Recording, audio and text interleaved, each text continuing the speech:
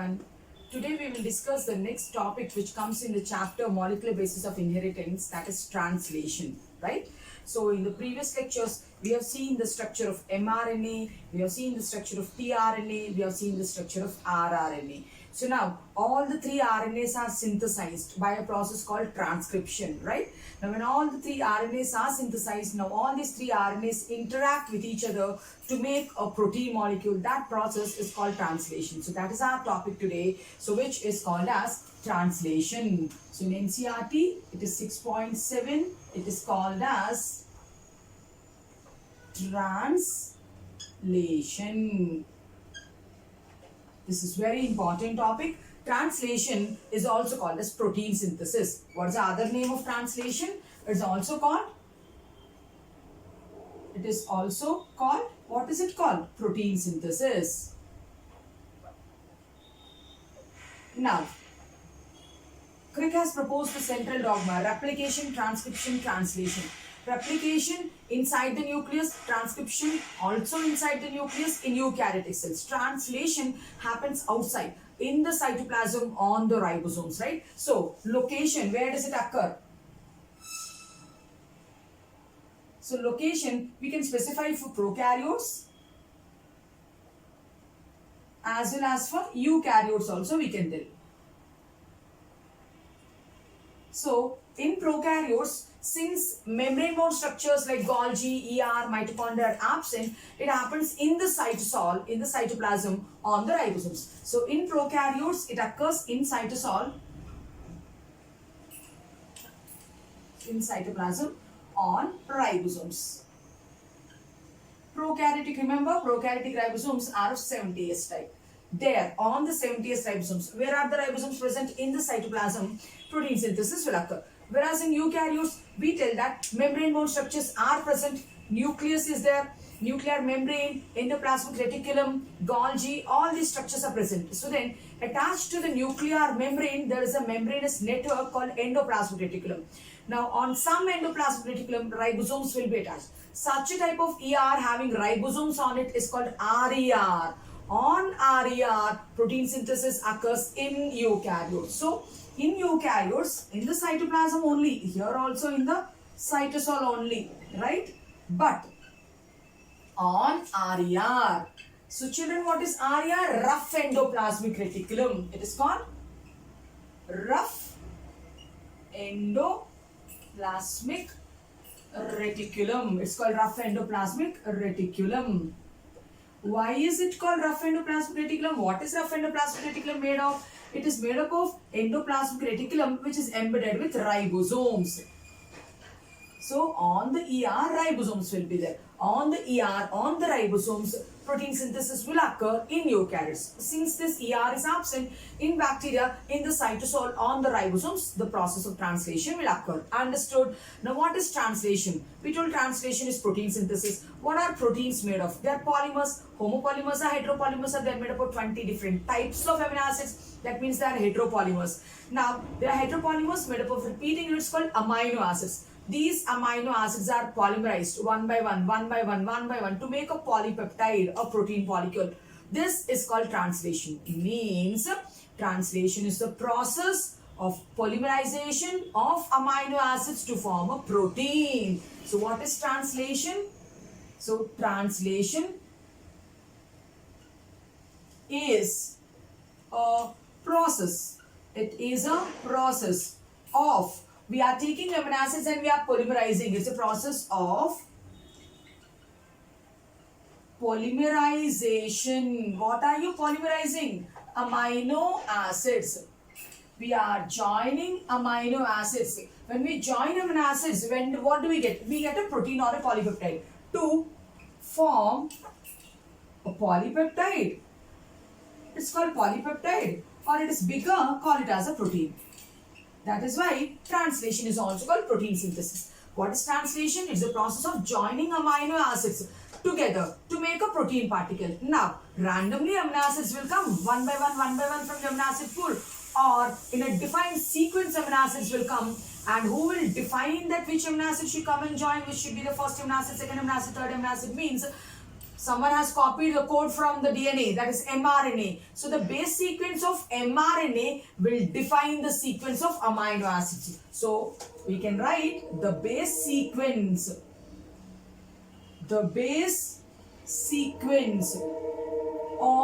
mRNA. The base sequence of mRNA will define what it will define? It will define the sequence of amino acids. It will define the sequence of amino acids in a protein. It defines the sequence of amino acids in a protein. Now, for example, on the mRNA, let us just see on the mRNA, if the sequence is AUG, GGG, UUU, like that if it is, okay, CCC, like it is in this manner, then you know how the amino acids will come. We studied the genetic code table also, isn't it? We know like this code codes for which amino acid, right? Then we'll get a protein. You know the protein has two ends, amino terminal end and carboxy terminal end. A nucleic acid also has two ends, 5' end and 3' end. So this is called as a 5' phosphoterminal end, and the opposite end is called as 3' hydroxy terminal end. Now this is a sequence of mRNA.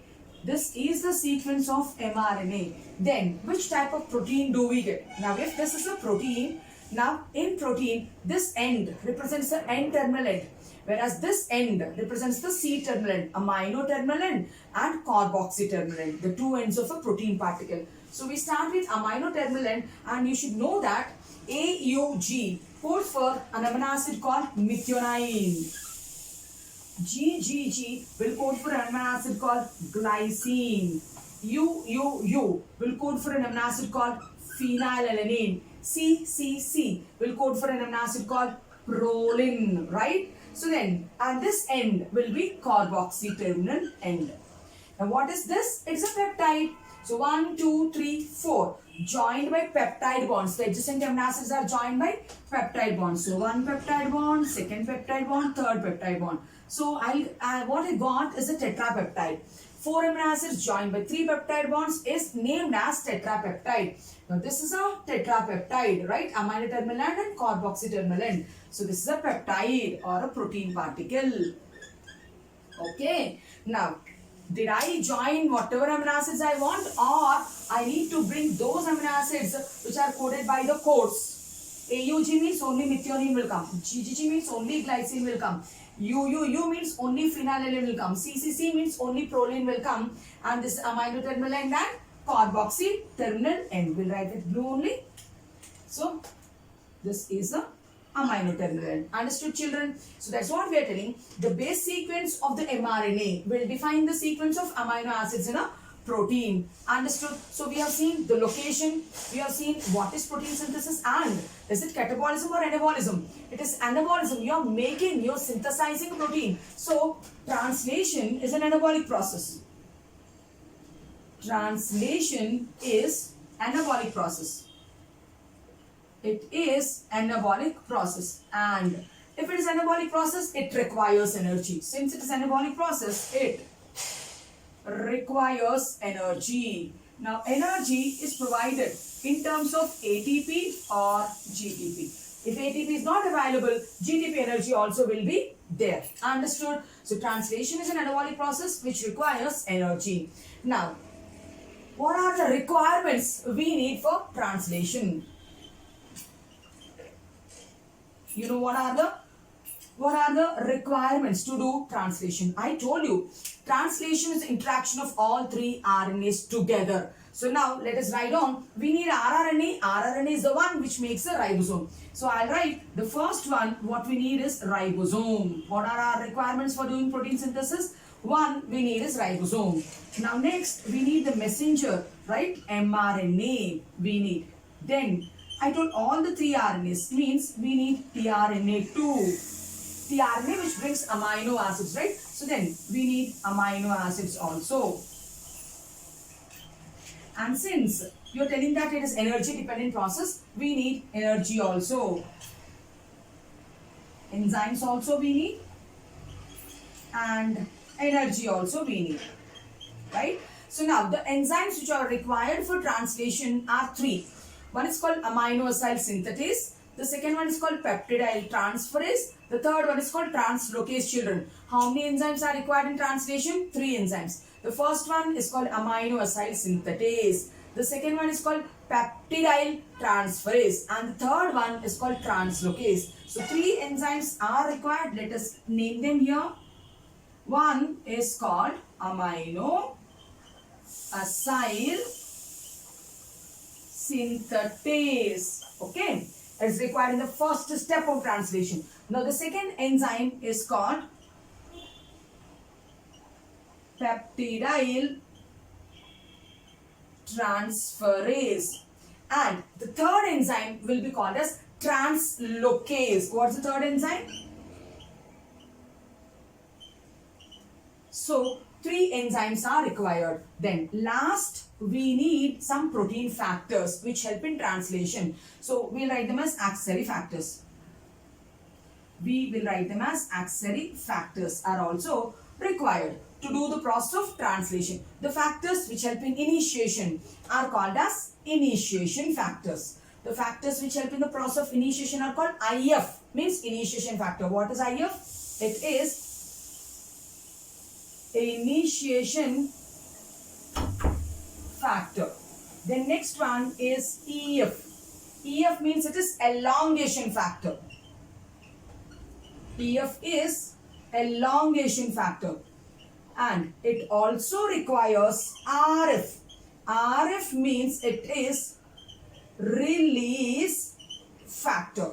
So it requires initiation factors, elongation factors and release factors, which are called as accessory factors. If they are prokaryotic, we will call them as IF, EF and RF.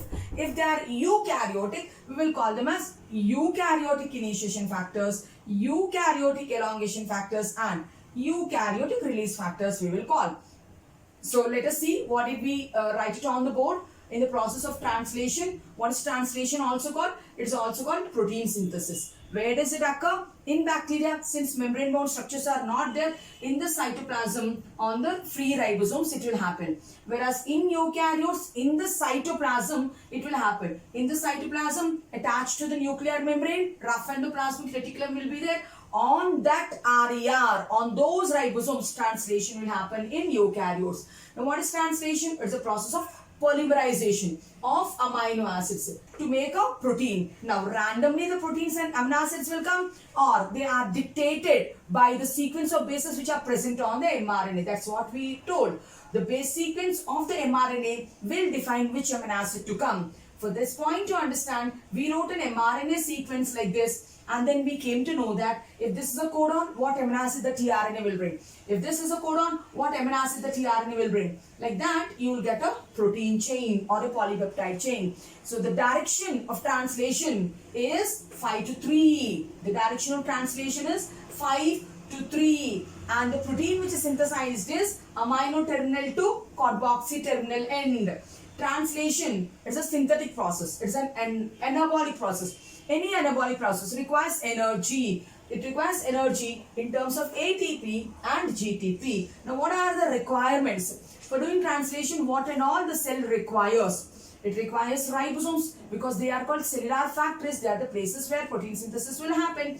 It requires mRNA molecule which is copying the information from the DNA.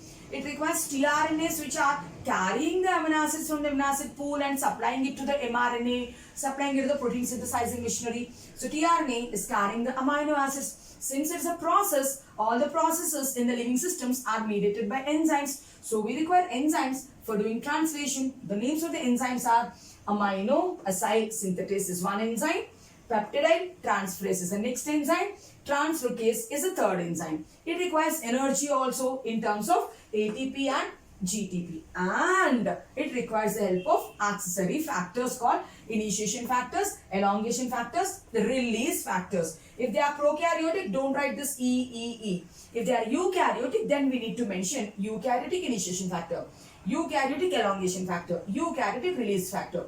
So take the screenshot, then we will continue with the process of translation. Right?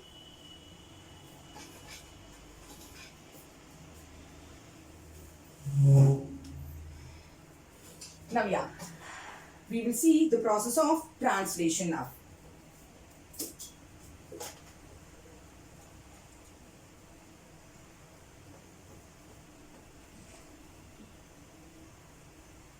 We told the requirements are, it requires mRNA, rRNA, tRNA. It also requires energy. It requires enzymes, right?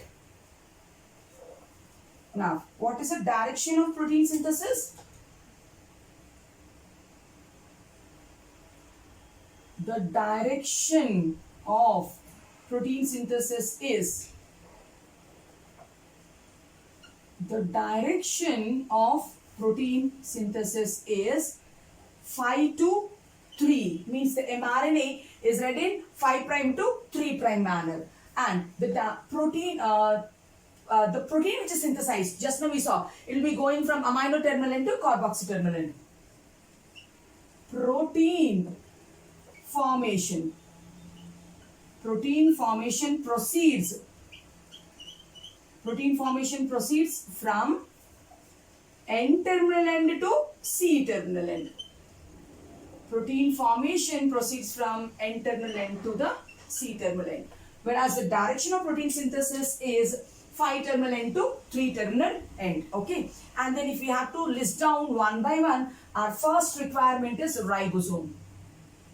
Our first requirement is ribosome, right? Which are also called pallet granules. Now, ribosomes are called cellular factories for synthesis of proteins. That's a place where proteins are synthesized. So, what are ribosomes called? They are called cellular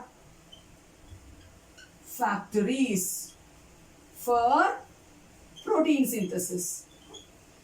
They are called cellular factories for protein synthesis. Now, prokaryotic ribosomes are separate, eukaryotic ribosomes are separate. Now, we know that prokaryotic ribosome is of 70 S. We also know that eukaryotic ribosome is of 8 S. We also know the composition in rRNA. We have discussed about the composition of ribosomes in detail. The 70S has a smaller subunit. It has a smaller subunit as well as larger subunit. Now, the smaller subunit is 30S. The larger subunit is 50S. Similarly, 80S also has a smaller subunit. It has a smaller subunit and it has a larger subunit also. It has larger subunit also. The smaller subunit in prokaryotes is 30S. The smaller subunit in eukaryote will be 40S.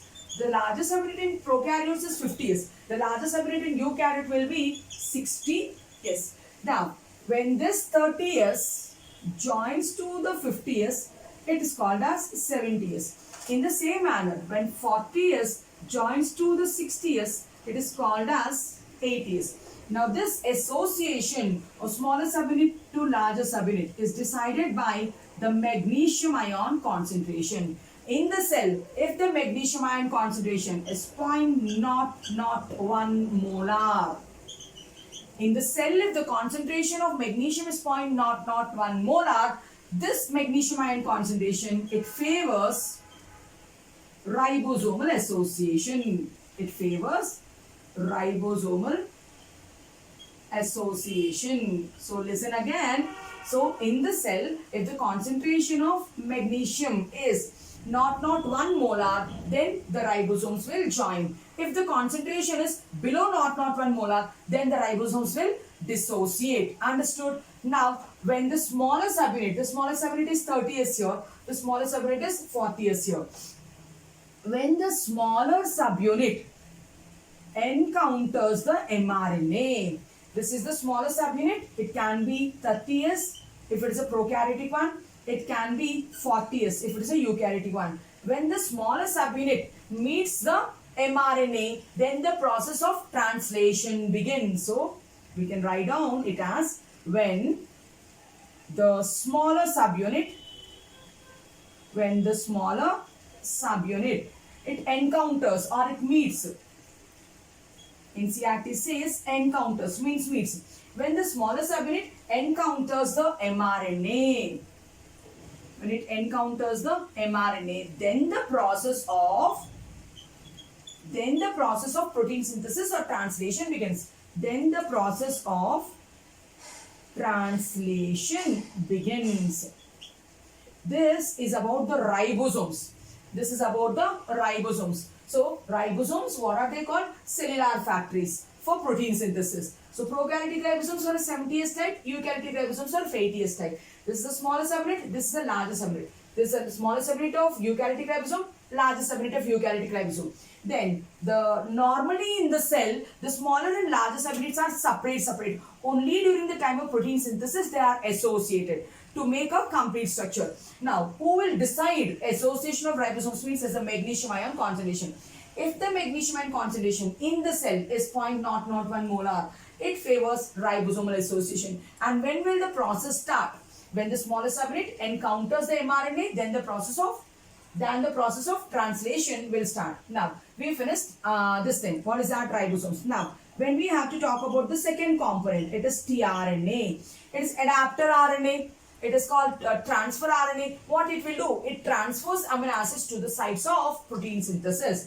tRNA, it's also called adapter RNA. It is called transfer RNA. Why is it called transfer RNA? Since it transfers amino acids to the sites of protein synthesis. So what it will do? It will carry amino acids to the sites of translation, protein synthesis. So tRNA also we discussed, rRNA also we discussed, and then when we have to talk about the third component, mRNA. mRNA is called as messenger RNA. mRNA is called as messenger RNA. Now, mRNA copies the information from the DNA. What information? It copies that information which is required for synthesis of one protein. So, messenger RNA, it copies the genetic information. It copies the information from where? From DNA. mRNA will copy the information from DNA. So that information which is present on the RNA which codes for a protein is called as a transcriptional unit, right? So take a screenshot, then we will continue. In this board, we talked about the direction of protein synthesis. I told it is 5 to 3. The protein formation, it is N-terminal to C-terminal. Now, what are the requirements? We are talking one by one. Ribosomes are required, prokaryotic ribosome, eukaryotic ribosome, which favors association, this concentration. Then, when the protein synthesis starts, when the smaller subunit encounters the mRNA, then tRNA, what is the role of tRNA? It carries amino acids. What is the role of mRNA? It copies the message. Take a screenshot.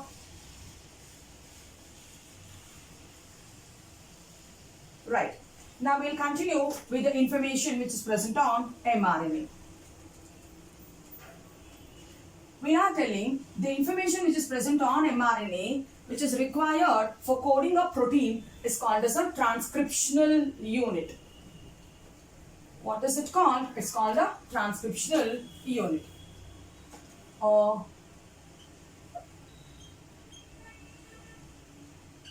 transcriptional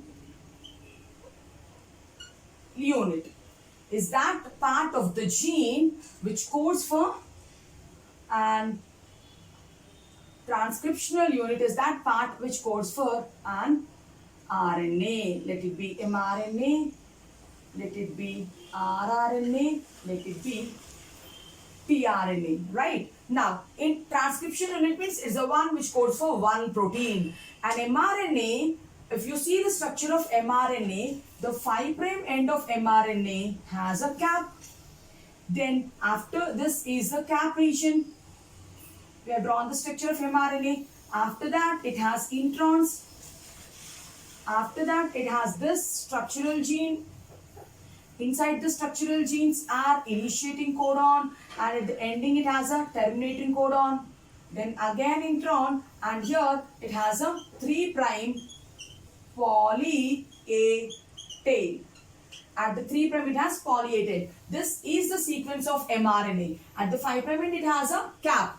In the mRNA 5' it has a cap. Now this cap, what is it? It is having 7-methyl guanosine.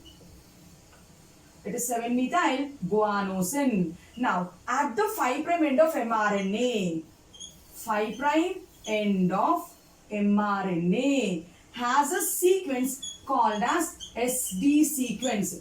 The 5' end of mRNA has a sequence which is called as SD sequence. SD stands for Shine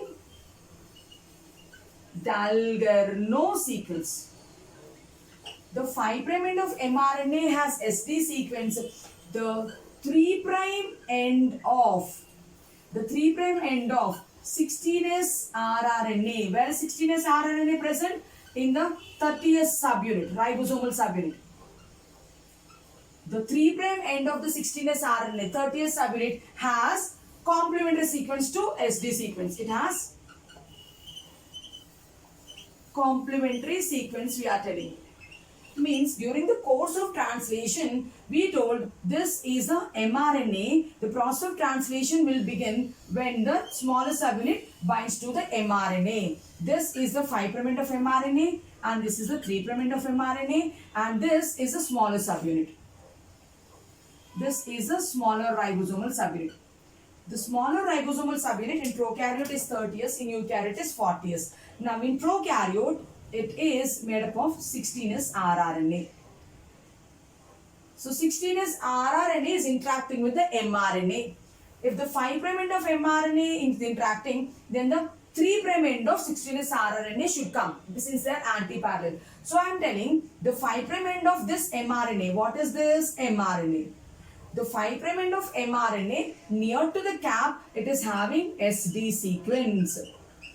The 5' end of mRNA, near to the cap, it is having SD sequence and the complementary sequence for this SD sequence is present on the, look here, 3' end of the rRNA. So then it helps in interaction with each other. This interaction helps to start the process. It helps to begin the process of translation. This helps to begin the process of translation. Understood? So, we are talking about mRNA and we are telling the mRNA has cap here. Now, after the cap it has SD sequence. So, it helps in recognizing the rRNA particle, we are telling, right? Then next one, we talked about mRNA, we talked about rRNA, we talked about tRNA. Then let us talk about the next one, enzymes, right? There are 3 enzymes, I already told you. Amino acyl synthetases. Then when we see the steps, we'll see in detail. Amino acyl synthetases. Second one is peptidyl transferase. Third one is translocase. All the 3 enzymes, right? No need to specifically tell. I think mRNA, rRNA, tRNA got over. The fourth one is enzymes. All the 3 enzymes we will see later during the process. Then what else we require? We require enzymes. We require energy in the form of ATP and GTP. Energy is required in the form of ATP and GTP. Now this ATP and GTP are carried by initiating factors and elongation factors. For example, IF2 will come with GTP. EFG, elongation factor G, will come with energy source called GTP. Now who are bringing the energies? The energies are coming with the initiating factors and elongation factors. Understood? So, energies will come along with the initiation factors and elongation factors. Now, during termination, energy is not required. Everything will get separated from each other, right? So, ATP will come, GTP will come, enzymes are required. Then, the last one, what we require are amino acids. The last one, what we require are amino acids. Now, amino acids, they are the building blocks of proteins, right? Amino acids are the building blocks of proteins. Amino acids are building blocks of proteins. How many amino acids are required? How many are proteinaceous amino acids? 20 proteinaceous amino acids are there. 20 proteinaceous amino acids are there. And if you see the genetic code table, you can count all the 20 amino acids. Amino acids, which are the building blocks of the protein, 20 different amino acids should be there. And these amino acids should be activated. Amino acid should be the first step of translation is activation of amino acid and then charging of the tRNA. So amino acid should be activated. If the amino acids of all the 20 amino acids should be activated, now amino acid needs ATP. Amino acid needs ATP. So when amino acid combines with ATP, so this step is the first step of translation. What is it called? Activation of amino acids. Activation of amino acids or charging of the tRNA. So when amino acid combines with ATP in the presence of an enzyme. What is that enzyme? Amino acyl synthetase. Amino acyl synthetase. Now it forms amino acid, AMP, enzyme complex will be formed. What is this step called? This step is called activation of amino acids, or we can also call it as charging of the tRNA. We can also call it as charging of the tRNA. We will see this step in detail once again in the next session when we talk about the steps of protein synthesis. Since we are just telling that the requirements, amino acids are required, amino acids should be activated. For activation, they require the help of ATP molecule. Who will bring the ATP? Enzyme will bring the ATP. This step is called activation of amino acid, which is the, children, this is the first step of translation, and this point they asked in NEET 2020 examination. So they asked you, what is the first step? What is the NEET 2020 question? What is the first step in translation? The answer is activation of amino acid or charging of tRNA. So what is this? This is our NEET 2020 question. Okay. So in this session, what did we discuss? We discussed what is translation, where does it occur, what are the requirements, ribosomes we discussed, mRNA structure we discussed, tRNA structure we discussed, enzymes we discussed, energy we discussed, initiation elongation factors. How many initiation factors are there? So if we have to talk about initiation factors also, yeah, we'll write down here. So in prokaryotes, 3 initiation factors are required. They are IF1, IF2 will bring energy, and IF3.